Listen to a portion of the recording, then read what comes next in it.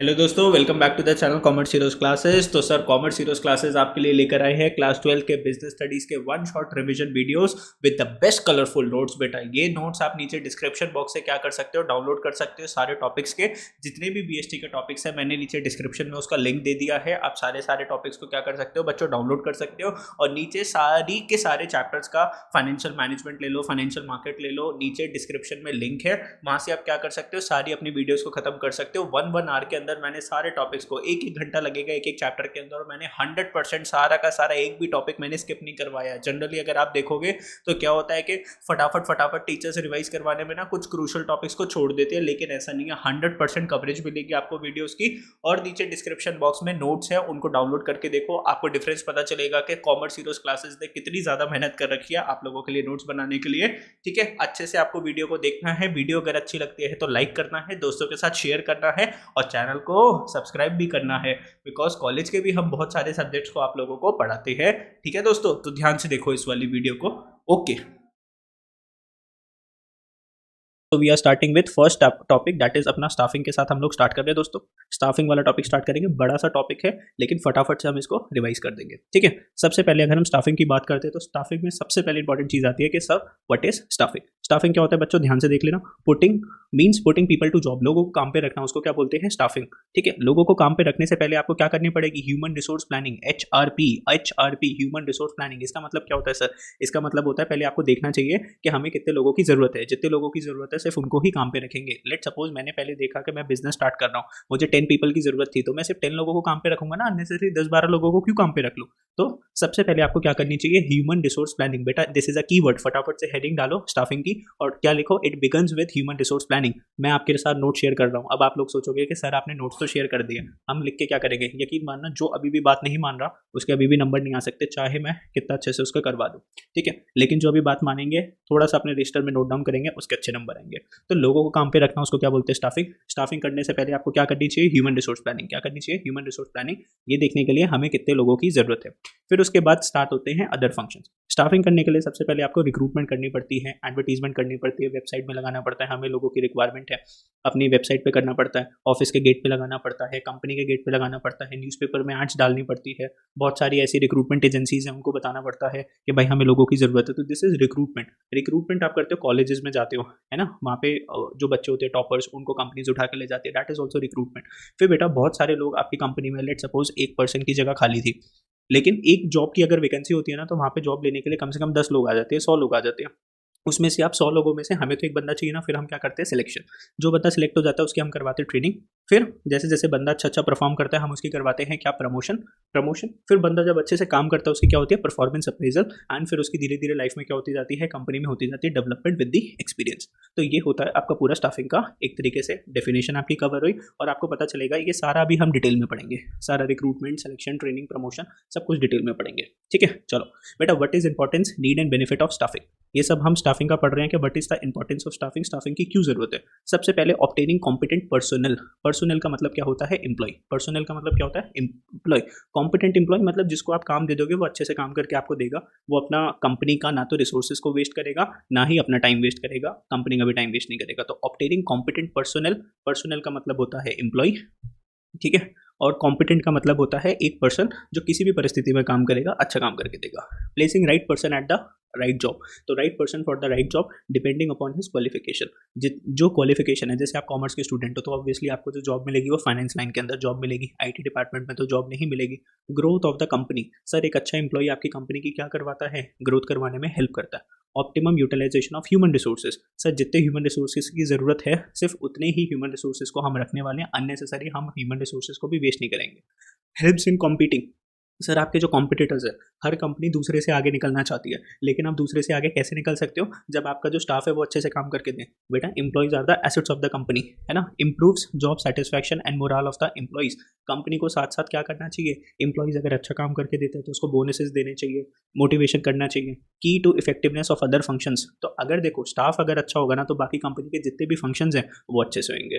तो बेटा ये कुछ इंपॉर्टेंस हो गए किसके, आपके स्टाफिंग के। बहुत सिंपल है, एक आप एम्प्लॉय वर्ड को याद रख लो। किसको याद रख लो एम्प्लॉय को। एम्प्लॉय कैसा होना चाहिए, कॉम्पिटेंट होना चाहिए, राइट एम्प्लॉय होना चाहिए राइट जॉब के लिए। एम्प्लॉय आपकी कंपनी की ग्रोथ करके देगा, ठीक है, आपको compete करने में हेल्प करेगा, जॉब सेटिस्फैक्शन मिलनी चाहिए लेकिन एम्प्लॉय को, और वो key to effectiveness of other functions. अगर आपकी स्टाफिंग अच्छी है, आपका स्टाफ अच्छा है, तो बेटा आपकी कंपनी को बड़ी कंपनी होने से कोई नहीं रोक सकता। तो ये सारे पॉइंट्स थे, कितनी सुंदर तरीके से मैंने आपके सामने सारे पॉइंट्स अच्छे से समझा दिया आप लोगों को। बात करते हैं needs and importance of staffing. Staffing की क्या जरूरत है and what is the need of staffing. अब आपके पास आज की डेट में ना उसकी जूम की भी फैसिलिटी अवेलेबल है, जो ना जूम कर सकते हो बहुत सारा।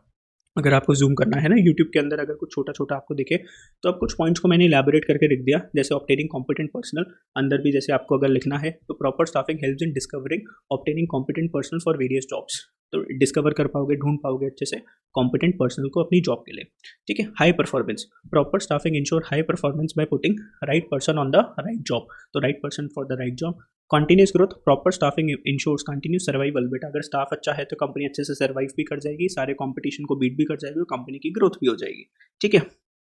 बात करते हैं optimum utilisation of human resource. तो it prevents under utilisation of personal and high labour cost. Optimum utilisation of human resource मतलब सीधी सी बात है, आपको 10 पीपल की जरूरत थी, आपने सिर्फ 10 पीपल को काम पे रख रखा है अननेसेसरी। आपने ऐसा नहीं है कि कंपनी में बहुत सारे लोगों को रख लिया। तो अंडर यूटिलाइजेशन ऑफ पर्सनल ऐसा नहीं है कि आप लोगों को, भाई 10 पीपल की जरूरत थी 10 लोगों को रखा, पता चले आपने 15 पीपल रख लिए लेकिन जरूरत थी सिर्फ 10 लोगों की, इसको बोलते हैं अंडर यूटिलाइजेशन, कि आप लोगों को अच्छे से यूटिलाइज नहीं कर रहे। 15 लोगों को आपने काम पे रख लिया, चाहिए थे हमें सिर्फ 10 people. Improve job satisfaction, it improve job satisfaction and morale of the employees. Proper staffing करोगे, डेवलपमेंट करवाओगे, अच्छे से उनकी ट्रेनिंग करवाओगे, तो भाई कौन सा बंदा जो आपको छोड़ के जाएगा, सारे के सारे लोग आपके साथ काम करेंगे। आप उसको जूम इन कर सकते हो, यूट्यूब को जूम इन कर सकते हो, बहुत सारा जूम इन हो जाता है और इस चीज़ को पढ़ सकते हो। पीडीएफ नीचे डिस्क्रिप्शन में आपको लिंक मिलेगा, वहाँ से आप पीडीएफ भी डाउनलोड कर सकते हो स्टाफिंग की और डायरेक्टिंग की, ठीक है। तो बताओ फटाफट से, importance and need of staffing clear हुआ आप लोगों को? देखो जल्दी से, ये है इंपॉर्टेंट चीज़, क्वेश्चन आ सकता है यहाँ से। इंपॉर्टेंस ऑफ स्टाफिंग क्या होती है भाई? इंपॉर्टेंस ऑफ स्टाफिंग ये है, एक अच्छा सा सुंदर टिकाऊ हमें क्या मिल जाए, एम्प्लॉय मिल जाए, कॉम्पिटेंट एम्प्लॉय मिल जाए। कैसे एम्प्लॉय बेटा? कैसे employee? Competent employee, right person for the right job, company की ग्रोथ में हेल्प करे, अच्छे से यूटिलाइज करे ह्यूमन रिसोर्सेज को, हमें compete करने में हेल्प करे और दूसरे कॉम्पिटिटर से आगे निकलने में हेल्प करे। Job satisfaction and morale of the employees increase होता है अगर आप प्रॉपर स्टाफिंग करते हो, एंड बाकी सारे फंक्शंस भी इफेक्टिवली आप क्या कर सकते हो, परफॉर्म कर सकते हो अगर आपका स्टाफ अच्छा है तो, ठीक है। बोलो डन। इतनी सी चीज़ समझ में आई, इंपॉर्टेंट क्वेश्चन था। मेरे ख्याल से आप लोग दोस्तों के साथ शेयर नहीं कर रहे लिंक को, बेटा उनको बता दो कि सर किस हिसाब से रिवीजन करवा रहे हैं। आई वॉन्ट कि ज़्यादा से ज़्यादा बच्चे इसके अंदर पार्टिसिपेट करें ताकि जो बीएसटी का फियर है वो उनके माइंड से खत्म हो जाए, ठीक है। चलो बेटा आगे स्टाफ करते हैं स्टाफिंग प्रोसेस को। जैसे हर चीज़ का एक प्रोसेस होता है, चाय बनाने का एक प्रोसेस है, गर्म पानी करते हैं, फिर पत्ती डालते हैं, फिर दूध डालते हैं, फिर चीनी डालते हैं, वैसे ही बेटा स्टाफिंग का भी क्या होता है, प्रोसेस होता है। सर क्या हम इसको आगे पीछे लर्न कर सकते हैं? नहीं बेटा, ये point number 1, this is step number 2, this is step 3, 4 and 5। इसको सीक्वेंस में लर्न करना है। कैसे लर्न करना है? सीक्वेंस, बिकॉज ये प्रोसेस है। इसका क्वेश्चन आता है, क्वेश्चन के अंदर वो केस स्टडी आपको दे देगा, 1 और 2 प्रोसेस बता देगा केस स्टडी के अंदर, बोलेगा आगे की प्रोसेस बताओ, आगे का स्टेप बताओ। तो आप क्या लिखोगे? सिलेक्शन लिखोगे, placement, orientation, training and development. अब देखो बहुत ज़्यादा लॉजिकल है ये वाला स्टेप, ज़्यादा कोई मुश्किल नहीं है, ध्यान से देखो। Estimating man power requirement, estimating man power requirement. सबसे पहले आप देखो कितने पीपल की आपको जरूरत है, कितने नंबर ऑफ एम्प्लॉइज की आपको जरूरत है। तो 10 पीपल की आपको जरूरत थी, this is estimating man power requirement. Next बात करते हैं बेटा रिक्रूटमेंट। अब आपको 10 लोगों की जरूरत है, आप न्यूज़पेपर के अंदर ऐड डालो। एक प्राइवेट एजेंसी कंपनीज होती है जो आपको एम्प्लॉइज फाइंड करवाती है, naukri.com जैसी वेबसाइट हो गई, monsterjob.com जैसी वेबसाइट हो गई, आजकल जैसे लिंक्डइन बहुत चलता है, तो वहाँ पर आप अपनी प्रमोशंस कर सकते हो कि हमें कंपनी के एम्प्लॉइज की जरूरत है। फिर बहुत सारे लोग आ जाएंगे आपकी कंपनी के ऐड को देख के, उसमें से आप परफेक्ट एम्प्लॉय को क्या करो, सेलेक्ट करो। अब सर ये परफेक्ट एम्प्लॉय क्या होता है अभी पता लगाएंगे। फिर बाकी होती है प्लेसमेंट। प्लेसमेंट मतलब उस बंदे को कहाँ पे बिठाने वाले, उसकी जगह पर उसको बिठाओ। ओरिएंटेशन होता है सब लोगों से, आसपास वाले उसके जो कलीग्स हैं, आसपास जो भी उसके बैठेंगे उनको मिलवाओ, उनसे हालचाल करवाओ, हैंडशेक करवाओ। कंपनी का दिखाओ कि भाई कंपनी में कहाँ पर कैफ़े है, उन लोगों का कहाँ पे लंच वाला एरिया है, ठीक है, रेस्ट रूम कहाँ पर है, और उस एम्प्लॉय की क्या करवानी है आपको, ट्रेनिंग एंड डेवलपमेंट। तो अभी के अभी इन 5 पॉइंट्स को लर्न करो जल्दी से। सबसे पहले आप क्या देखोगे, कितने लोगों की जरूरत है। फिर न्यूज़पेपर में ऐड दोगे, उसको क्या बोलते हैं, रिक्रूटमेंट। फिर उसमें से बहुत सारे एम्प्लॉइज आ जाएंगे, उनकी क्या करोगे, सिलेक्शन।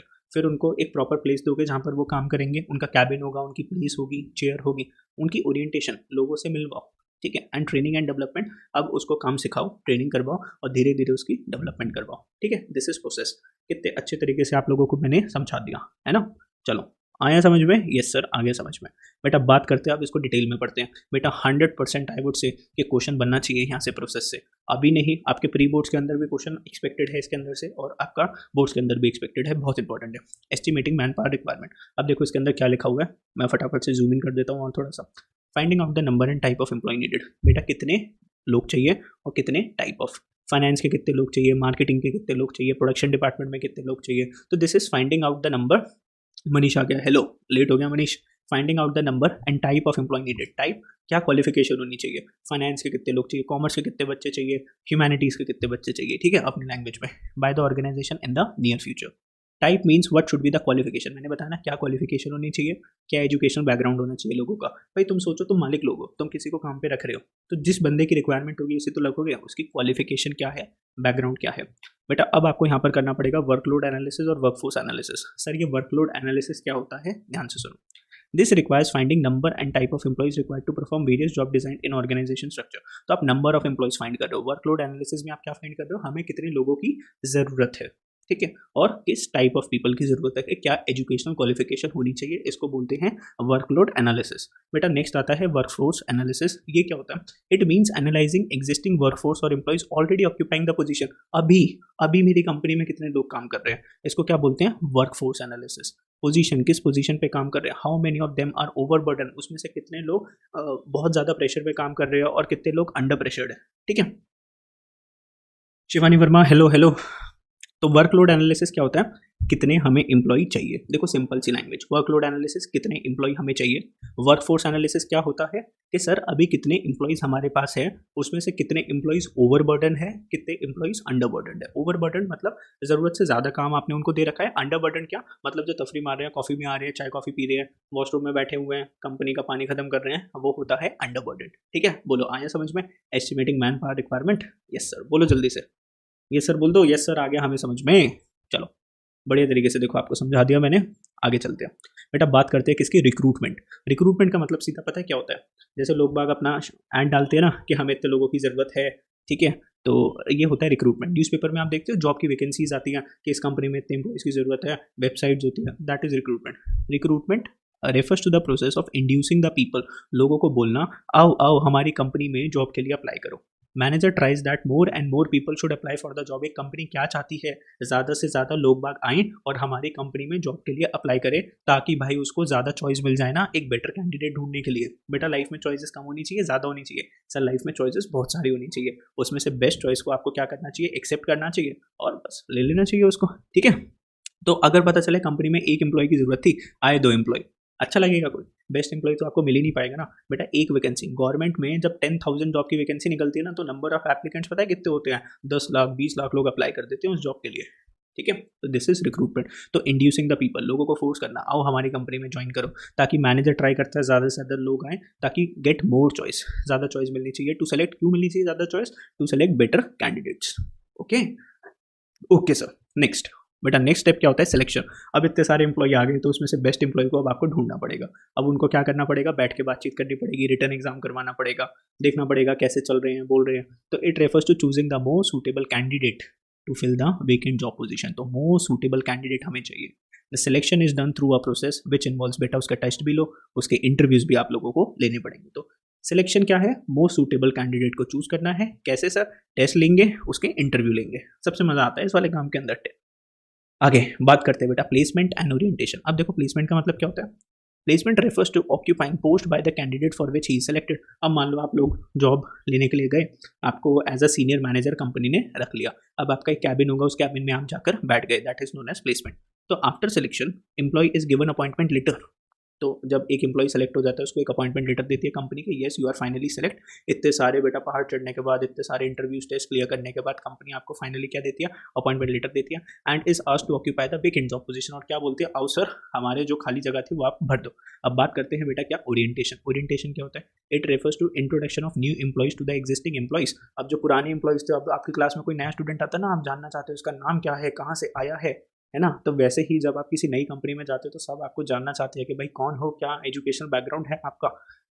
तो existing employees in the large organisation, orientation programmes to familiarise the new employees. Familiarise कर रहे हैं बेटा, थोड़ा उनकी डेवलपमेंट करवा रहे हैं, एक दूसरे से बातचीत करवाना सिखा रहे हैं new employees with the existing employees, ठीक है। बस प्लेसमेंट भी आप लोगों को समझ में आ गया, ओरिएंटेशन भी नहीं समझ में आ गया। अगर किसी चीज़ में प्रॉब्लम है तो बता दो, ठीक है।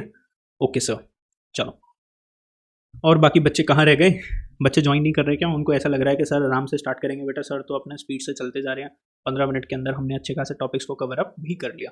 इंपॉर्टेंस ऑफ स्टाफिंग देख लिया और स्टाफिंग के डेफिनेशन को भी देख लिया, प्रोसेस भी अभी खत्म होने वाला है। बात करते हैं ट्रेनिंग एंड डेवलपमेंट। तो to improve the competence of employees, बेटा लोग एम्प्लॉयज़ की क्षमता को बढ़ाने के लिए, ताकि वो और अच्छे से काम कर पाए, कम से कम टाइम के अंदर ज़्यादा से ज़्यादा टाइम करवाना है हमें एम्प्लॉय से, तो उसके लिए उसकी क्या करवानी पड़ेगी? ट्रेनिंग करवानी पड़ेगी। सर सेकंड बुक का क्विक रिवीजन कब स्टार्ट होगा? सर कल स्टार्ट हो जाएगा सेकंड बुक का क्विक रिवीजन। आप हमारे कम्युनिटी सेक्शन में देख सकते हो, वहाँ पे मैंने पूरा शेड्यूल बना रखा है कि कब स्टार्ट होगा। तो कल से स्टार्ट होएगा हमारा सेकंड रिवीजन। बट इस द टाइमिंग मैं आपको कंफर्म कर दूंगा कब है हमारी सेकंड रिवीजन। ठीक है, चलो बच्चों स्टार्ट कर रहे हैं आगे। To improve competence of employees and to motivate them it is necessary to provide training and development opportunities for employees so that they can reach to the top। बेटा किसी को टॉप पे ले जाने के लिए उसकी क्या करवानी पड़ेगी? ट्रेनिंग करवानी पड़ेगी, डेवलपमेंट करवानी पड़ेगी and keep improving their skills. और उनकी स्किल्स भी क्या करनी पड़ेगी? हम लोगों को इंप्रूव करनी पड़ेगी, है ना। तो स्किल्स कैसे इंप्रूव होगी? ट्रेनिंग करवा के। सर क्या करवानी पड़ेगी? ट्रेनिंग। तो कल हमारा जो सेशन होगा, कल होगा हमारा सेशन मॉर्निंग में 11 to 1 हमारा सेशन है 2 आवर्स का, जिसके अंदर हम क्या करने वाले हैं दोस्तों? फाइनेंशियल मैनेजमेंट और मार्केटिंग करेंगे। ठीक है, आज जो भी आप लोगों के दोस्त नहीं आए उनको बोल देना कि सर ने इतनी अच्छी रिवीजन ली थी। आगे चलते हैं। Next, in most of the large scale organisation there is separate human resource department which perform staffing function. बेटा ह्यूमन रिसोर्स डिपार्टमेंट, ध्यान से सुन लो। ह्यूमन रिसोर्स डिपार्टमेंट का क्या काम होता है? ये पता लगाने का कि कंपनी में कितने एम्प्लॉयज़ की हमें ज़रूरत है, और वो बेस्ट एम्प्लॉय का इंटरव्यू लेते हैं, कॉलेजेस में जाते हैं, अच्छे अच्छे एम्प्लॉयज़ को चुन चुन के लाते हैं। किसका काम होता है? ह्यूमन रिसोर्स डिपार्टमेंट का। But in small organisation the line managers only perform all the functions. लेकिन छोटी छोटी कंपनीज होती है, अब इसको अंदर ह्यूमन रिसोर्स डिपार्टमेंट नहीं होता, वहाँ के अंदर एक मालिक होता है, वो ही जाके क्या करता है? लोगों का इंटरव्यू लेता है और बेस्ट कैंडिडेट को अपने पास रखता है। So small organisation in which there is no human resource department includes following steps also in the staffing process.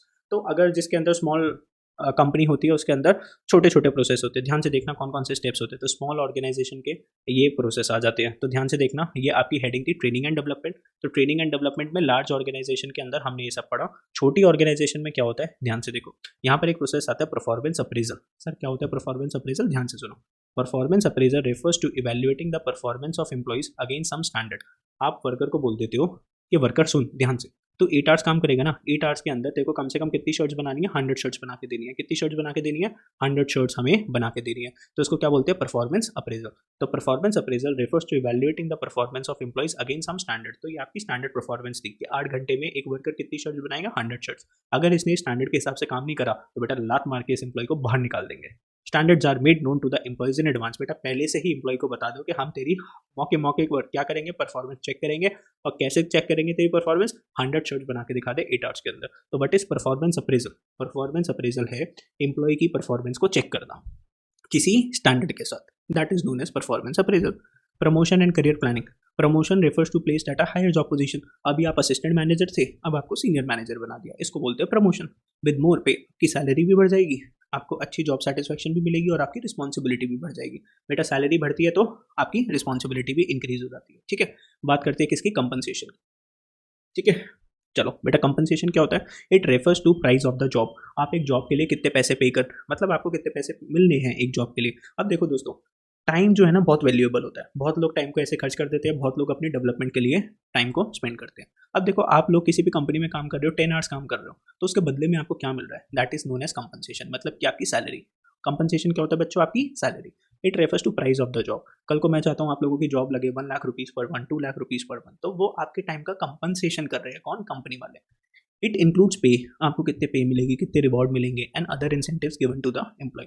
अब बेटा जो आपको पेमेंट करता है ना, या तो वो आपको टाइम के हिसाब से पेमेंट करता है कि भाई आप 30 डेज हमारे पास काम करोगे, उस हिसाब से पेमेंट करता है। तो it refers to price of the job. It includes play, rewards and other incentive given to the employees. Time के हिसाब से आपको पेमेंट कर रहा है, या फिर टाइम बेस्ड पेमेंट आ गई यहाँ पे। टाइम बेस्ड नहीं होगी, यूनिट बेस्ड पेमेंट होगी। कैसे होगी? Unit based payment. Under this method payment is made to the employees on basis of number of pieces और unit produce by the employee. मान लो मैं एम्प्लॉय को आवर्स के हिसाब से पे नहीं कर रहा कि तू डेली आएगा 8 घंटे काम करेगा उस हिसाब से पेमेंट होगी, नहीं। मैं बोलूंगा कि अगर तूने 80 शर्ट्स बनाई, हर एक शर्ट के ऊपर मैं तेरे को 10 रुपीज़ दूंगा। कितने रुपीज़ दूंगा? 10 रुपीज़। तो तेरे को डेली कितने पैसे मिलेंगे? 800 रुपीज़ मिलेंगे। तो यहाँ पर मैं पेमेंट कर रहा हूँ किसके हिसाब से? यूनिट के हिसाब से। ओके बच्चों, आया आपको समझ में? तो बेटा इसी के साथ आपका क्या खत्म हो जाता है? प्रोसेस खत्म हो जाता है। सर एक और इंपॉर्टेंट टॉपिक आया और खत्म हो गया। आ जाओ फटाफट से रिकैप करेंगे, रिवीजन करेंगे जल्दी से जो पढ़ा। देखो स्टाफिंग के अंदर सबसे पहले क्या था इंपॉर्टेंस ऑफ स्टाफिंग, बेटा रिकैप करना बहुत जरूरी है। और यकीन मानना इतना सारा आप लोगों को अभी के अभी लर्न हो जाएगा अगर जो भी ध्यान से सुन रहा होगा तो। क्या था इंपॉर्टेंस के अंदर, सर एक सस्ता सुंदर टिकाऊ सा हमें क्या ढूंढना है, एम्प्लॉय ढूंढना है, तो obtaining competent person, right person for the right job. Sir उसकी कंपनी की ग्रोथ होनी चाहिए, कंपनी अगर अच्छा एम्प्लॉय मिलता है तो कंपनी कम्पीट कर सकती है दूसरी कंपनीज के साथ। Optimum utilisation of human resource, अच्छे से ह्यूमन रिसोर्स की यूटिलाइजेशन होगी। प्रॉपर स्टाफिंग के फंक्शन से जॉब सेटिस्फैक्शन भी मिलती है, एम्प्लॉयज का मोरल भी इंक्रीज होता है। और अगर स्टाफिंग अच्छे से करी है, अच्छा एम्प्लॉय अगर आपने रख रखा है, बेटा वेटेज कितनी है स्टाफिंग की, वेटेज है स्टाफिंग की कम से कम यू कैन एक्सपेक्ट के 8 मार्क्स का आपको स्टाफिंग दिख जाएगा। Key to effectiveness of other functions, तो और मैंने अपने चैनल के ऊपर जो है ना सारा वेटेज भी बता रखी है बीएसटी के रिगार्डिंग, तो वो भी आप चेक कर सकते हो। बीएसटी की भी बता रखी है, इकोनॉमिक्स की भी और अकाउंटेंसी की भी मैंने पूरी सारे चैप्टर्स की वेटेज बता रखी है, स्ट्रैटेजी भी बता रखी है, तो वहाँ पे आप देख सकते हो। ओके वेब ऑफ प्रोसेस की बात करें तो बेटा से 5 ही तो पॉइंट है, याद कर लो। केस स्टडी आएगी 100%, estimating man power requirement, recruitment, selection, placement, orientation, training and development, ERSPT, ERSPT। बेटा इसको ऊपर नीचे मत करना please, estimating, recruitment, selection, placement and training.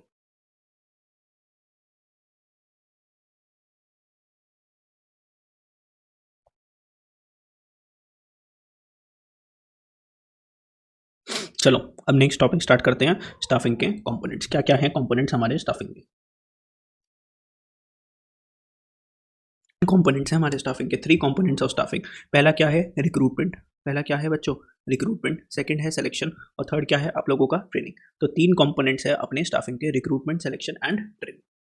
RST, इन तीनों को प्लस कर दोगे, रिक्रूटमेंट को प्लस करो, सिलेक्शन को प्लस करो, ट्रेनिंग को प्लस करो, क्या बनेगा स्टाफिंग बनेगा। क्या बनेगा जी स्टाफिंग बनेगा।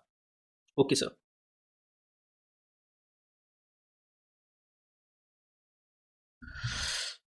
वो बीच में थोड़ा सा ग्लिच आ गया, कोई बात नहीं, अब सारी चीज़ें ठीक हो चुकी हैं। चलो बच्चों स्टार्ट करते हैं दोबारा से, ठीक है। बेटा बात करते हैं किसकी, रिक्रूटमेंट की। क्या होता है रिक्रूटमेंट, देख दो। Recruitment means attracting more and more candidate to apply for the vacant job position in the organisation. Recruitment का मतलब क्या है, एडवर्टीजमेंट करना, पब्लिसिटी करना कि आओ आओ हमारी कंपनी में जगह खाली है, हमारी कंपनी में जॉब करो, that is known as recruitment. Everything is fine, video क्या बीच में लैग कर रही है क्या।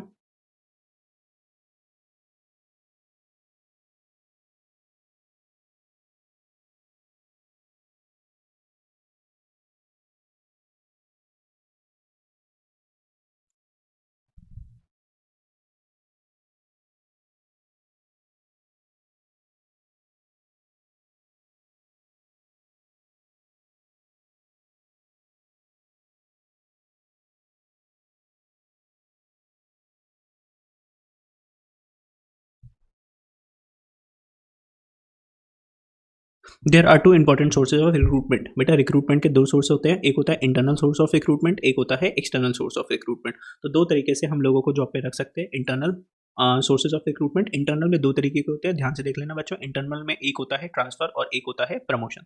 तो इंटरनल सोर्स ऑफ रिक्रूटमेंट में ट्रांसफर हो गया, प्रमोशन हो गया। एक्सटर्नल सोर्स ऑफ रिक्रूटमेंट अभी पढ़ते हैं, देखो दोनों को डिटेल में पढ़ते हैं। बट इस सबसे पहले पढ़ रहे हैं इंटरनल रिक्रूटमेंट। किसको पढ़ रहे हैं बच्चों, इंटरनल रिक्रूटमेंट। आ जाओ। चलो बच्चों लैग की प्रॉब्लम अब ठीक हो गई होगी, बीच में कनेक्शन हो जाता है कभी कभार, now it is fine. Internal recruitment, आ जाओ जल्दी से, पढ़ते पढ़ते पढ़ते। इंटरनल रिक्रूटमेंट, बेटा इंटरनल रिक्रूटमेंट का मतलब सीधा सा पता है क्या होता है। मेरी कंपनी में एम्प्लॉय काम कर रहा था, जैसे मान लो मेरी कंपनी में राहुल काम कर रहा है। कौन काम कर रहा है दोस्तों, राहुल काम कर रहा है। राहुल बहुत अच्छे से काम कर रहा है, राहुल अभी असिस्टेंट मैनेजर है। कल को एक सीनियर मैनेजर मेरा जॉब छोड़ के जा रहा है, तो मैंने राहुल को क्या बना दिया, अपनी कंपनी का सीनियर मैनेजर बना दिया। तो इंटरनल रिक्रूटमेंट क्या होता है बेटा, सस्ता होता है, एडवर्टीजमेंट की जरूरत नहीं पड़ती, बिकॉज आप कंपनी में से ही एम्प्लॉय को क्या कर देते हो, प्रमोट कर देते हो ऊपर वाली प्रोफाइल के अंदर, ठीक है। ओके जी समझ में आया, तो इसलिए ये थोड़ा सस्ता भी पड़ता है। दूसरा एक क्या होता है, ये तो हो गया आपका प्रमोशन इंटरनल के अंदर, ये तो क्या हो जाता है आपका प्रमोशन। ट्रांसफर क्या होता है, ध्यान से सुनना। मान लो मेरी कंपनी की 2 ब्रांचेस थी, एक ब्रांच मेरी कहाँ थी, गुड़गांव में मेरी एक ब्रांच थी, गुरुग्राम में मेरी एक ब्रांच थी, और बच्चा दूसरी ब्रांच थी मेरी नोएडा के अंदर। मान लो गुरुग्राम ब्रांच के अंदर बहुत सारे इंप्लॉइज हो चुके और नोएडा ब्रांच के अंदर कोई इंप्लॉय छोड़ के चला गया, तो मैं क्या करूंगा, गुरुग्राम वाले इंप्लॉइज को ट्रांसफर कर दूंगा कहाँ पे, नोएडा वाली ब्रांच में। कहाँ पे ट्रांसफर कर दूंगा बच्चों, नोएडा वाली ब्रांच में ट्रांसफर कर दूंगा, ठीक है। बोलो समझ में आया, यस सर बोल दो फटाफट से। इंटरनल रिक्रूटमेंट एक्सटर्नल रिक्रूटमेंट अगर आपको समझ में आया हो तो बता दो मेरे को।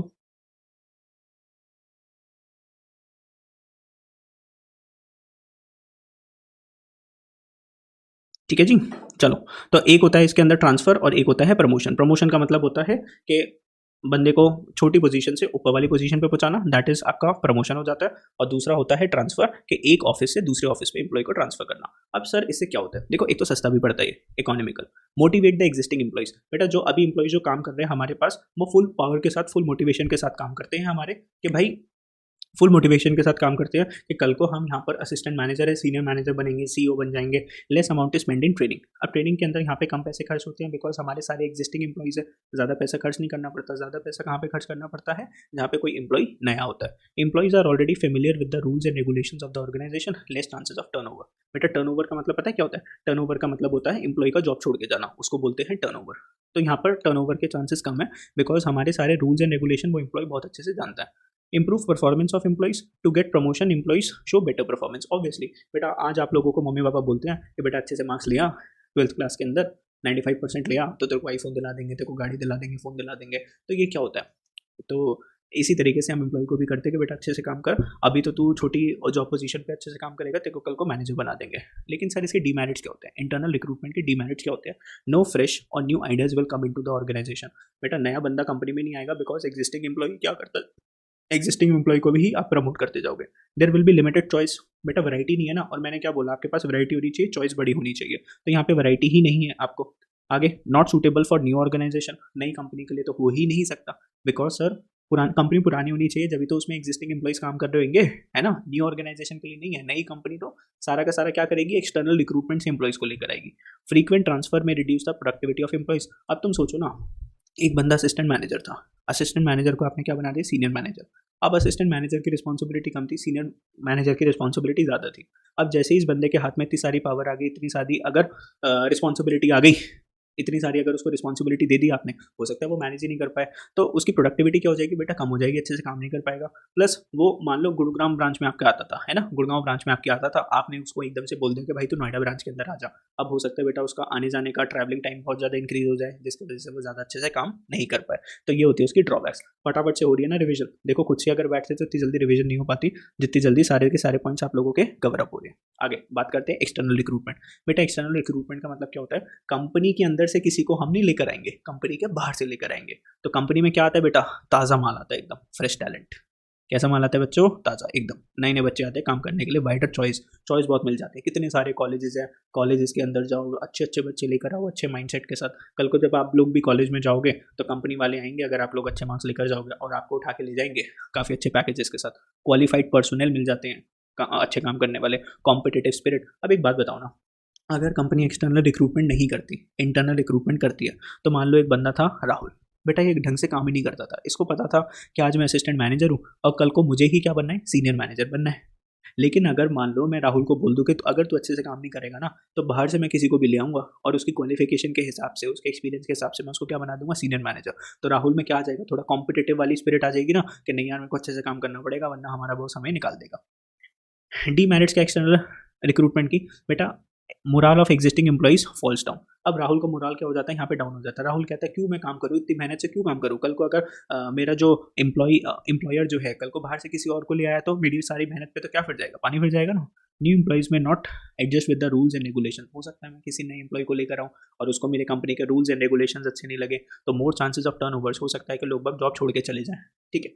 Expensive to invite the outsiders. बाहर से किसी बंदे को लाने के लिए बेटा एडवर्टीजमेंट पे बहुत खर्चा करना पड़ता है, बहुत एक्सपेंसिव पड़ता है, और ये प्रोसेस भी कैसा होता है? लेंदी प्रोसेस होता है। याद रखना, अगर इस नोट्स के अगर आप सिर्फ येलो वाले पार्ट को, रेड वाले पार्ट के ऊपर भी फोकस करोगे ना, तो भी लर्न हो जाएगा। डीमेरिट्स की बात करते हैं तो मोरल ऑफ एग्जिस्टिंग एम्प्लॉइज क्या हो जाएगा? फॉल हो जाएगा। More chances of turnover. Turnover का मतलब एम्प्लॉइज ज़्यादा छोड़ के जाएंगे। एक्सपेंसिव होता है क्योंकि हैवी बर्डन होता है एडवर्टाइजिंग के ऊपर, और ये लेंदी प्रोसेस होता है। बात खत्म। ठीक है, सीधी सी बात, नो बकवास, आगे चलते हैं। बिकॉज हमें क्या करना है? फटाफट से चीज़ों को खत्म करना है। अब बेटा इस वाले पॉइंट पे, इस वाले पेज पर आपको क्या दिख रहा है? एक्सटर्नल रिक्रूटमेंट कैसे कैसे हो सकती है।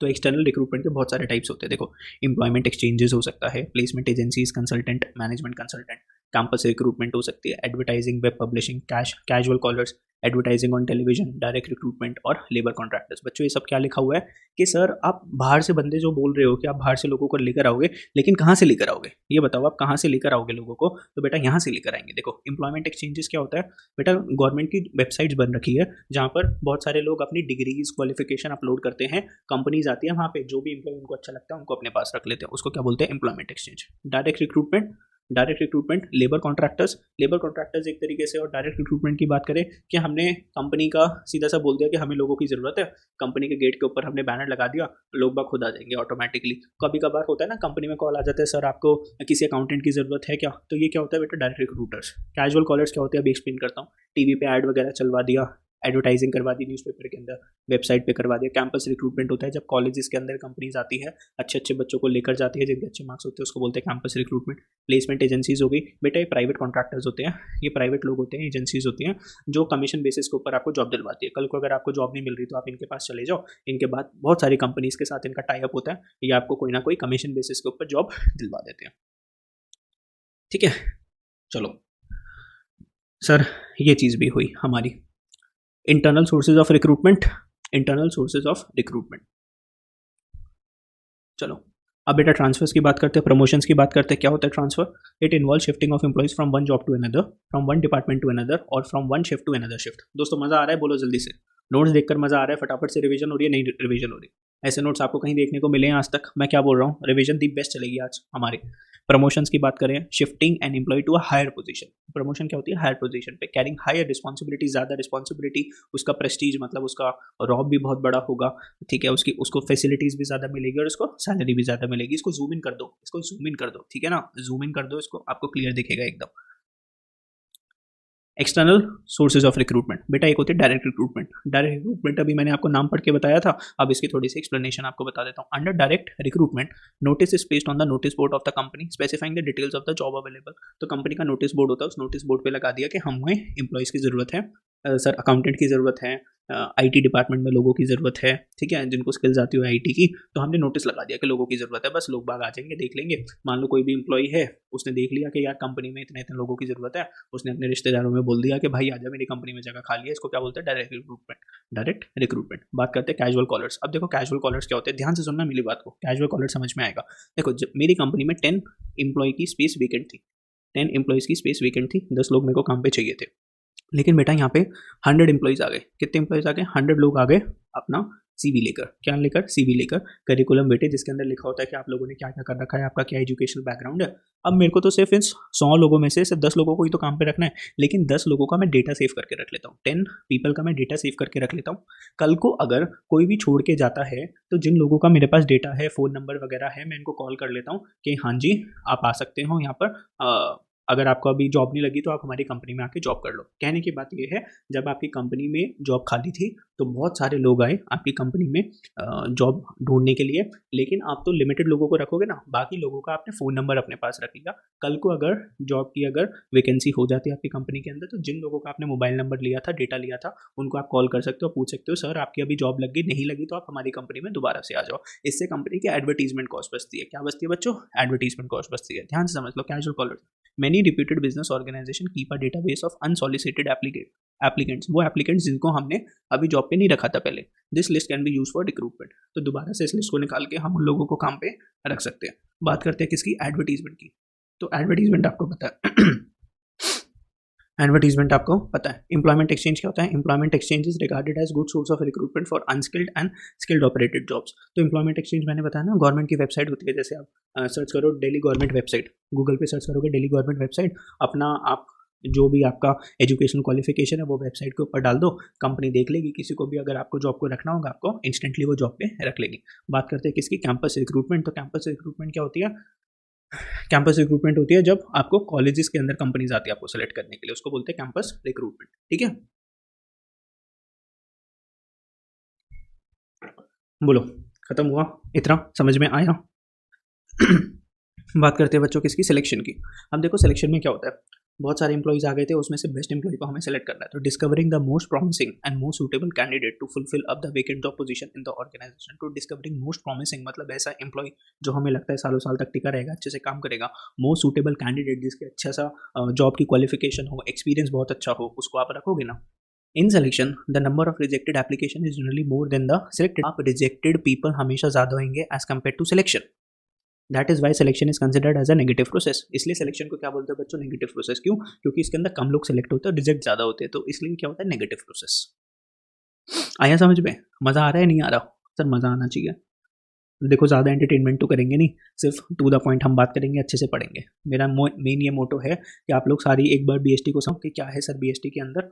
ओके चलो सर सिलेक्शन प्रोसेस। अब बेटा सिलेक्शन के भी कुछ प्रोसेस है, इसको भी आपको सीक्वेंस वाइज लर्न करना है। कैसे लर्न करना है बच्चों? सीक्वेंस वाइज आपको लर्न, आगे पीछे मत करना, ठीक है ना? ओके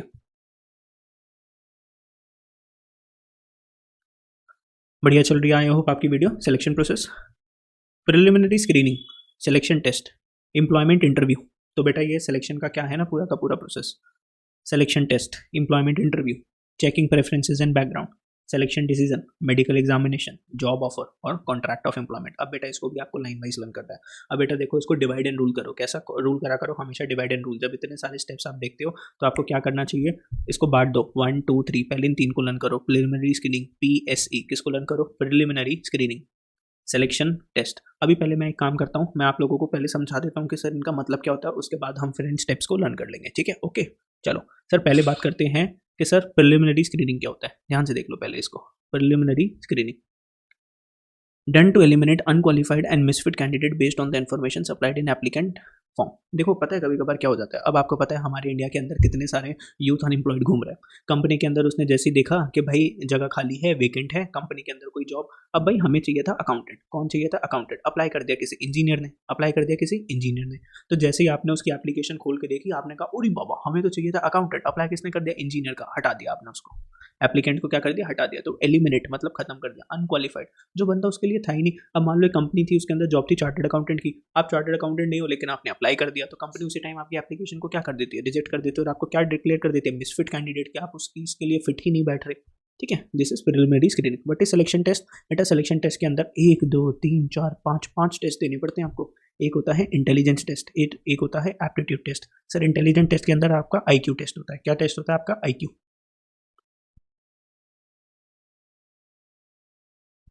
ठीक है? आपका IQ टेस्ट होता है। एप्टीट्यूड टेस्ट के अंदर to find out how quickly candidate can learn new skills and method. Aptitude test में क्या सीखते हैं हम लोग कि आप नई स्किल्स कितनी जल्दी से सीख जाते हो, कितनी जल्दी आपका माइंड किसी भी चीज़ को कैप्चर कर सकता है। पर्सनैलिटी टेस्ट क्या होता है? Human behaviour of the candidate, कि आप कैसे बिहेव करते हो, आपका कैसी अप्रोच है, पॉजिटिव अप्रोच के नेगेटिव अप्रोच। आपको ग्लास आधा भरा हुआ दिख रहा है कि आधा खाली दिख रहा है? जिसको आधा भरा हुआ दिख रहा है वो पॉजिटिव अप्रोच है, जिसको आधा खाली दिख रहा है उसकी नेगेटिव अप्रोच है, ठीक है? Trade test, it is conducted to check the existing skills of an employee. अभी आपके पास कौन सी स्किल है? एग्जिस्टिंग स्किल्स, वो आप हम लोगों को बता दो। Interest test, it is conducted to find out the type of job in which candidate has more interest, ठीक है? तो आपका किस चीज़ में इंटरेस्ट है, आपसे पूछते हैं कि आपकी क्या हॉबी है, तो आप बोलते हो सर हमारी डांसिंग हॉबी है, हमारी पेंटिंग हॉबी है। तो ये आपका क्या है? एक तरीके से आपका इंटरेस्ट टेस्ट हो गया। जल्दी से देख लो इसको, कोई डाउट है तो पूछ लो मेरे से। लाइव क्लास का ही तो बेनिफिट है, अगर आपको कुछ नहीं समझ में आता तो आप लोग मेरे से पूछ सकते हो, है ना? और बेटा आप लोगों ने इतने सारे दोस्तों को भेजा लिंक, लेकिन फिर भी उन्होंने ज्वाइन नहीं करा। जिसने ज्वाइन नहीं करा आप देख ही रहे हो, वो पछताएंगे फिर, है ना? हम तो कितने अच्छे तरीके से फटाफट से क्या करते जा रहे हैं, सब कुछ रिवाइज करते जा रहे हैं। जल्दी से देखो सिलेक्शन टेस्ट में कितने टेस्ट होते हैं? 5 टेस्ट होते हैं। Intelligence test, aptitude test, personality test, trade test और इंटरेस्ट टेस्ट। यस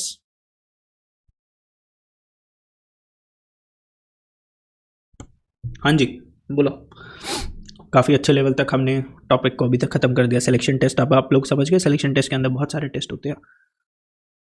एक एक करके मैं सारे टॉपिक को एक्सप्लेन कर रहा हूँ, फिर सारे हेडिंग्स को हम क्या कर लेंगे? सिलेक्शन की हेडिंग्स को लर्न कर लेंगे।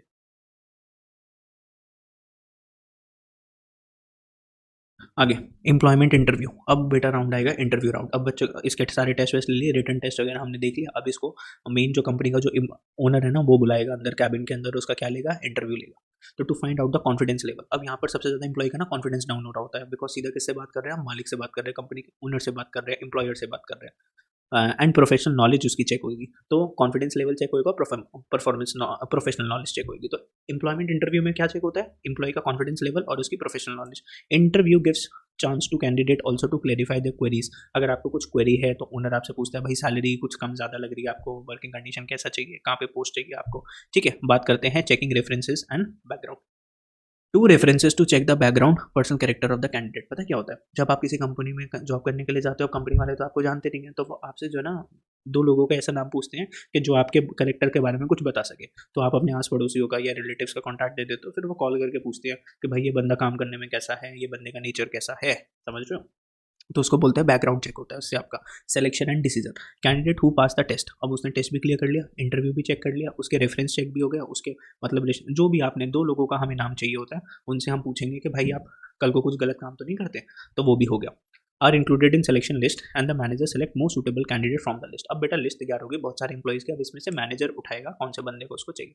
अब जो सिलेक्ट होगा उसको किस चीज़ के लिए भेजेंगे, मेडिकल एग्जामिनेशन, बिकॉज जॉब के अंदर उस बंदे के साथ क्या होने वाला है, बहुत सारा कंपनी उससे काम करवाएगी, तो मेडिकल एग्जामिनेशन होगा। तो before giving appointment letter candidate selected are sent for medical fitness test. तो देखेंगे बेटा क्या आप लोग स्ट्रेस ले सकते हो, लंबे समय तक काम कर सकते हो, क्या आपको कोई मेडिकल प्रॉब्लम तो नहीं है, उसका भी टेस्ट होता है। फिर बेटा जब आप सब कुछ ठीक होता है तो आपको क्या मिलता है, जॉब ऑफर मिलता है, एक लेटर मिलता है।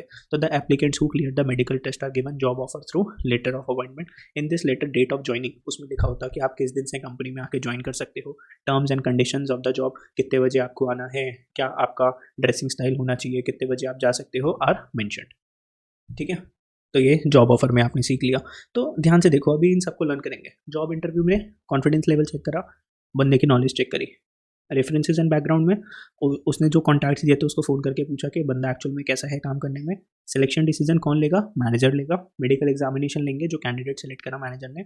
जॉब ऑफर में क्या लिखा होगा, किस दिन से उस बंदे को ज्वाइन करना है, टर्म्स एंड कंडीशन है जॉब करने की कि भाई जब भी आप हमारे पास ज्वाइन करोगे तो आपको ये सारी चीज़ों को फॉलो करना पड़ेगा। तो सारे टर्म्स एंड कंडीशंस लिखे होते हैं। बेटा बात करते हैं किसकी, contract of employment. After getting the job offer, अब आपके हाथ में वो लेटर आ गया जिसके अंदर आपकी सैलरी लिखी हुई है कि आपको 1 करोड़ की सैलरी मिलेगी।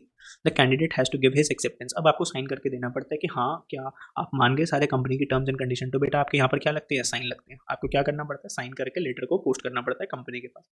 After acceptance both employer and employee will sign a contract of employment. तो आपका जो एम्प्लॉयर है, ओनर है, वो भी साइन करेगा, आप भी साइन करोगे। किसको, कॉन्ट्रैक्ट ऑफ एम्प्लॉयमेंट, कि भाई हमने जो टर्म्स एंड कंडीशन रखी थी क्या आपने वो मानी, कल को अगर आपने नहीं मानी तो हम आपको निकाल भी सकते हैं। अब उसके अंदर आपकी टर्म्स एंड कंडीशन है, पे स्केल है कि कितनी जॉब मिलेगी, लीव रूल्स है, महीने में कितनी छुट्टियां ले सकते हो, कितने घंटे काम करना पड़ेगा, मोड ऑफ टर्मिनेशन, अगर आपने कुछ ऐसा वैसा करा तो हम आपको टर्मिनेट कर सकते हैं, मतलब जॉब से निकाल सकते हैं। तो इसी के साथ क्या खत्म होता है, आपका सिलेक्शन का प्रोसेस भी खत्म होता है। देख लो जल्दी से फटाफट से। अब देखो इसमें से कौन सी चीज़ थी जो आपको नहीं समझ में आई। अब मेन हम जो टाइम इन्वेस्ट करेंगे वो लर्निंग में सेलेक्ट करेंगे। तो बच्चों बताओ, प्रिलिमिनरी स्क्रीनिंग में हमने क्या देखा, जिस बंदे को मिसफिट एम्प्लॉय को हमने निकाल दिया, जो बंदा की क्वालिफिकेशन नहीं थी हमने उसको क्या कर दिया, हमने साइड से ही निकाल दिया उसकी एप्लीकेशन को देख के। सिलेक्शन टेस्ट मैंने आप लोगों को सिखा दिया, क्या था सिलेक्शन टेस्ट के अंदर, देख लो फटाफट से। इसके अंदर बहुत सारे हमने टेस्ट लिए थे, इंटेलिजेंस टेस्ट लिया था, एप्टीट्यूड टेस्ट लिया था, पर्सनालिटी टेस्ट लिया था, ट्रेड टेस्ट और इंटरेस्ट टेस्ट। ध्यान से देखते रहना बच्चों वीडियो को। जैसे ही अभी स्टाफिंग अभी कर रहे हैं वैसे ही हम डायरेक्टिंग भी खत्म करेंगे। और डायरेक्टिंग इतना लेंदी चैप्टर है जिसको मैंने इतना छोटा कर दिया, और अगर आप उन सिर्फ उस नोट से लर्न कर लोगे ना तो उसके बाहर कुछ भी नहीं आएगा। I can bet on that कि उसके बाहर आपको कुछ भी नहीं मिलेगा। तो इसको याद कर लो, सबसे पहले PSE लर्न करो, जल्दी से लर्न करो, 2-5 मिनट दे रहा हूँ आपको। फिर इन 3 को लर्न करो, CSM, checking references, background, selection decision, medical examination, फिर JC, job offer, contract of employment. 2 minute में शांत हूँ, थोड़ा सा रेस्ट मिल जाएगा थ्रॉट को, इतना आप इसको लर्न करो।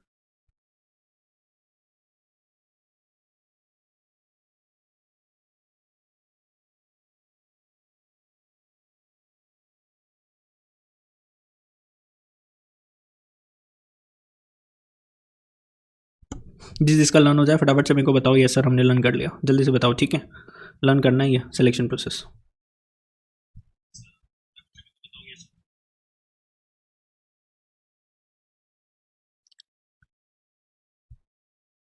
Preliminary screening, selection test, employment interview.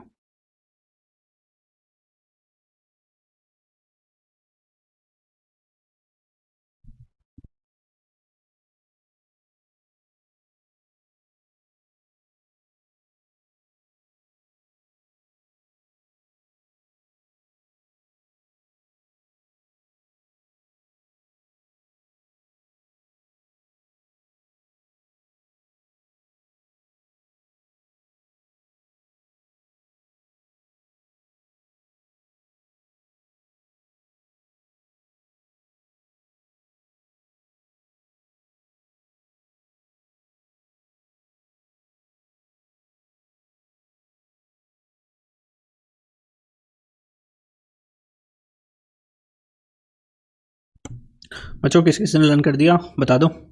6 points ओल, 1 2 3 4 5 6 7 8, 8 पॉइंट्स है सॉरी प्रोसेस के।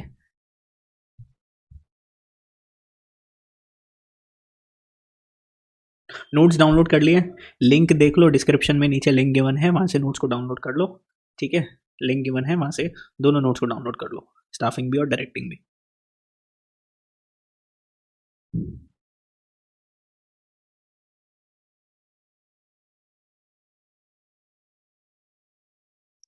हर्षिता का लर्न हो गया और किसी ने लर्न नहीं करा क्या?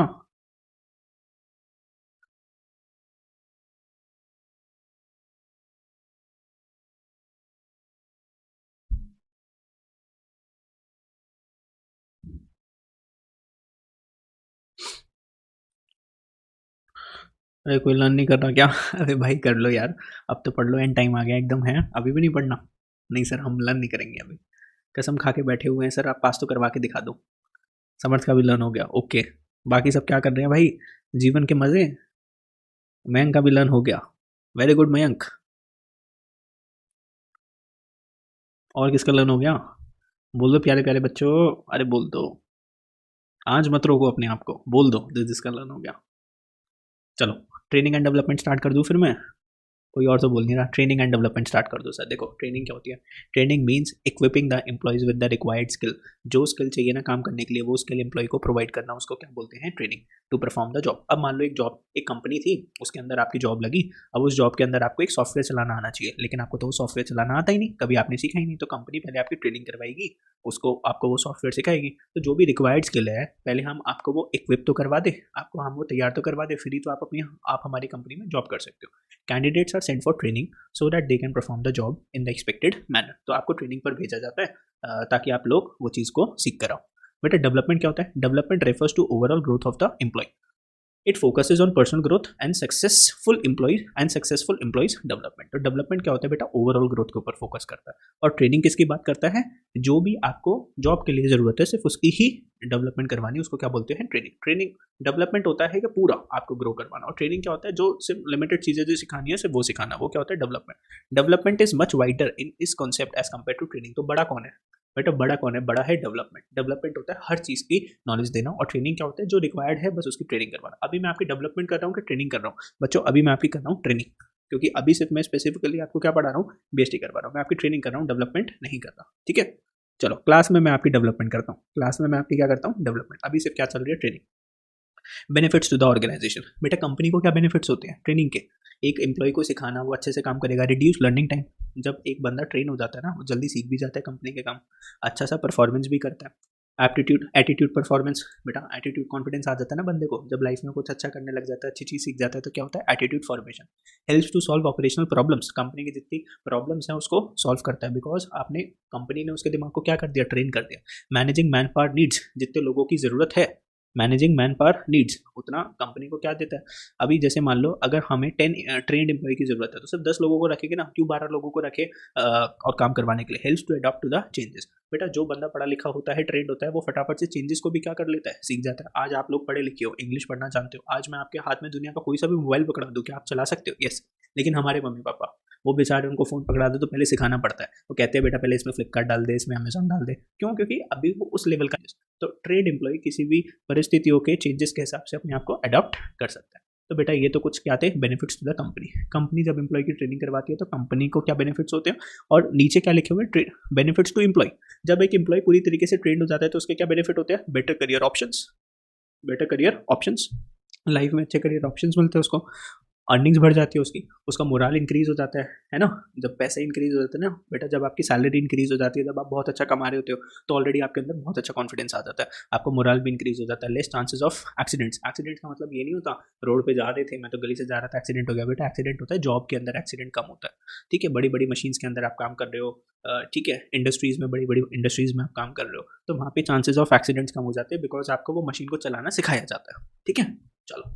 तो एम्प्लॉय के बेनिफिट्स के, करियर ऑप्शन अच्छा हो जाएगा, ज़्यादा कमा पाएगा, एम्प्लॉय का मोरल भी बूस्ट हो जाता है, और लेस चांसेस ऑफ एक्सीडेंट्स, तो जॉब के अंदर एक्सीडेंटली कोई मिस्टेक भी नहीं करेगा वो, जैसे हमने उसको सॉफ्टवेयर चलाना सिखा दिया, अब वो ज़्यादा गलती नहीं करेगा। मान लो अगर हम उसको सिखाते नहीं, सीधा नया का नया सॉफ्टवेयर उसके हाथ में पकड़ा देते, तो बेटा वो क्या कर देता, वो क्या करता, बताओ, गलत कर देता ना उसके अंदर चीज़ें। मान लो आज आप जो सॉफ्टवेयर चलाना जानते हो उसके अंदर ज़्यादा गलती नहीं करते, लेकिन कुछ नई चीज़ के अंदर आप गलती कर सकते हो। अब ट्रेनिंग करवानी है बंदे की, क्या करवानी है? ट्रेनिंग करवानी है। तो सर कैसे होगी ट्रेनिंग? कैसे होगी? किसी भी एम्प्लॉय की ट्रेनिंग दो तरीके से हो सकती है। एक तो ऑन द जॉब ट्रेनिंग, काम के साथ साथ ही हम बंदे को सिखाते भी जाएंगे, उसकी ट्रेनिंग भी करवाते जाएंगे। और एक आता है ऑफ द जॉब ट्रेनिंग, जब हम बंदे को बाहर भेज देते हैं ना, फॉरेन कंट्री के बाहर कंपनी भेज रही है हमारे बच्चे को, यूएसए जा रहा है, ऑस्ट्रेलिया जा रहा है, सीख कर आएगा, उसको बोलते हैं ऑफ द जॉब ट्रेनिंग। तो देखो ऑन द जॉब ट्रेनिंग क्या होती है? When the employees are trained while they are performing the job. जब आप जॉब के साथ साथ आपकी ट्रेनिंग चल रही होती है उसको बोलते हैं on the job training. Employees learn by doing, करते करते एम्प्लॉय सीख जाता है। Suitable only for technical jobs के लिए ये on the job training suitable है। एडवांटेज ऑफ इस this method is employees can learn the practical problems while working on the job. तो जैसे ही आपको कुछ सिखाया गया उसी के बेसिस के ऊपर मैंने आपको कुछ प्रैक्टिकल काम दे दिया, आप और उसको अच्छे से सीख जाते हो, ठीक है। तो इसका ये एक एडवांटेज हो जाता है। एक हो गया ऑफ द जॉब ट्रेनिंग। क्या होता है सर ये? It means training the employees by making them away from the work position, मतलब कंपनी से दूर। जैसे मान लो आप लोग काम करते थे गुरुग्राम के अंदर, हरियाणा के अंदर आप काम करते थे, गुड़गांव के अंदर, आपको भेज दिया बेटा हैदराबाद भेज दिया ट्रेनिंग के लिए, बैंगलोर भेज दिया ट्रेनिंग के लिए, which means employees are given a job and send everything is fine दोस्तों, now everything is fine. Yes,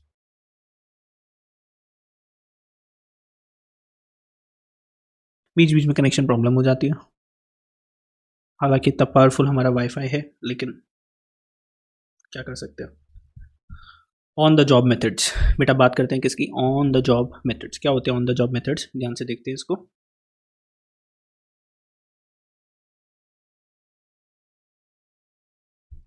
चलो देखो, ऑन द जॉब मेथड। तो ऑन द जॉब मेथड के अंदर मतलब हम आपको बाहर नहीं भेज रहे, ऑन द जॉब। ये तो हमने आपको क्या सिखाए थे? अब जैसे ऑन द जॉब मैंने आपको सिखाया, ऑफ द जॉब मैंने आपको सिखाया, अब ऑन द जॉब, जॉब पे रह के कौन से ऐसे मेथड्स है जिसके आप क्या कर सकते हो? अपनी डेवलपमेंट कर सकते हो। तो ऑन द जॉब मेथड सीखेंगे आप, ठीक है। तो ऑन द जॉब मेथड्स में एक होती है अप्रेंटिसशिप प्रोग्राम या फिर ट्रेनिंग। इसके अंदर क्या होता है? Under this training, training is placed training is placed under the supervision of an experience person. देखो एक बहुत बेसिक सा एग्जांपल देखता हूँ। जैसे कि मान लो वीडियो लैग हो रही है, भैया कोई बात नहीं, अब वीडियो ठीक हो गई, मनीष सर वीडियो ठीक हो गई। अब देखो ध्यान से, आप कभी समोसा खरीदने के लिए गए हो, तो मान लो एक हलवाई होता है, उसके साथ एक और बंदा बैठा होता है, वो क्या कर रहा होता है? समोसे के अंदर स्टफिंग कर रहा होता है। मेन जो हलवाई जो होता है वो रहा होता है, वो जो छोटा सा जो छोटू जो होता है वो कौन होता है? अपने एक्सपीरियंस पर्सन के साथ काम कर रहा होता है। किसके साथ काम कर रहा होता है? एक्सपीरियंस पर्सन के साथ। एक और एग्जांपल ले लो, कभी आप किसी कारपेंटर के पास गए हो, तो कारपेंटर क्या कर रहा होता है? एक बंदा मेन वो क्या कर रहा होता है कि उसके साथ एक छोटा सा बंदा होता है ना, छोटू होता है, वो उसको सिखा भी रहा होता है। तो इसको क्या बोलते हैं? ये अप्रेंटिसशिप प्रोग्राम। तो trainee is placed under the supervision of experience person. Master worker मतलब एक मास्टर वर्कर होगा। आप बाल कटवाने के लिए जाते हो तो एक होता है हेड जो उस पूरे सैलून को रन कर रहा होता है, और बाकी सारे क्या होते हैं? उसके सुपरविजन में काम कर रहे होते हैं, ठीक है। वो imparts him necessary skills and regulates his performance. The training is given stipend while earning. तो वो जो बंदा जो काम कर रहा होता है उसको साथ साथ क्या मिलता रहता है? स्टाइपेंड मिलता रहता है by learning, so that he or she can enjoy earn while you learn skill, ठीक है।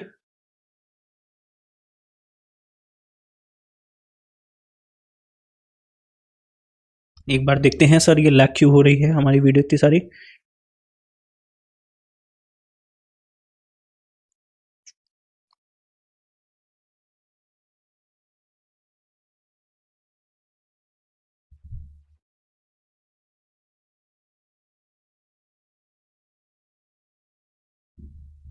I hope now everything is working fine, ठीक है। On the job training, internship training. Internship training में क्या होता है? Under this method an educational institute enters into agreement with the industrial enterprises for providing practical knowledge to its student by sending them to the business organisation for gaining practical experiences. में क्या होता है? आप जब colleges में जाओगे तो colleges का टाइप होता है कंपनी वालों के साथ, तो आपको वो 2-3 महीने के लिए उस कंपनी के अंदर भेजते हैं प्रैक्टिकल नॉलेज सीखने के लिए। इसके लिए प्रैक्टिकल नॉलेज के लिए, तो जैसे कल को अगर आप एमबीए इन फाइनेंस करते हो या बैंकिंग के अंदर एमबीए करते हो, तो वो आपको बैंक के अंदर आपकी ट्रेनिंग करवाते हैं 2-3 महीने। तो दिस इज इंटर्नशिप ट्रेनिंग, कि आपकी इंटर्नशिप कहाँ पर करवा दी? बैंक के अंदर करवा दी। ओके बच्चों, नेक्स्ट इंडक्शन और ओरिएंटेशन ट्रेनिंग।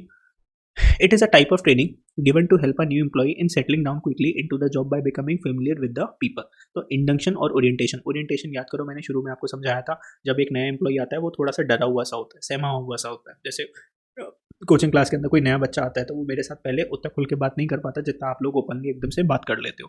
तो it is a type of training given to help a new employee in settling down quickly into the job by becoming familiar with the people. लोगों के साथ उसको भाई थोड़ा बातचीत करवानी है, सराउंडिंग्स दिखाना है कि कहाँ पर हमारे कैफ़े है कंपनी का, कहाँ पर हर सारी फैसिलिटी है।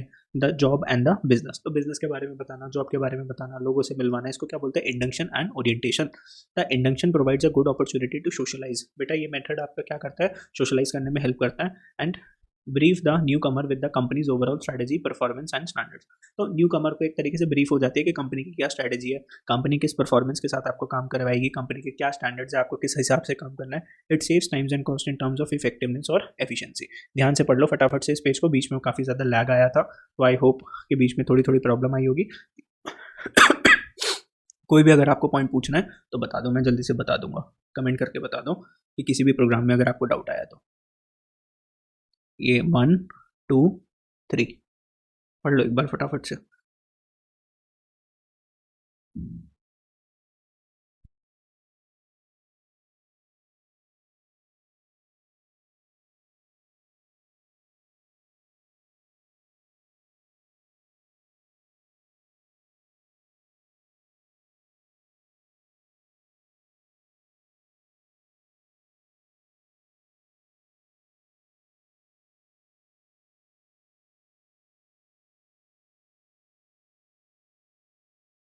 बोलो बच्चों एक बार रीडिंग कर लो जल्दी से।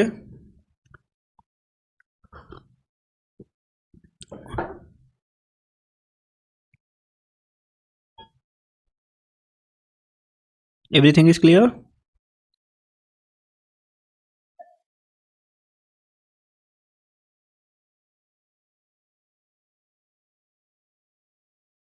क्लियर?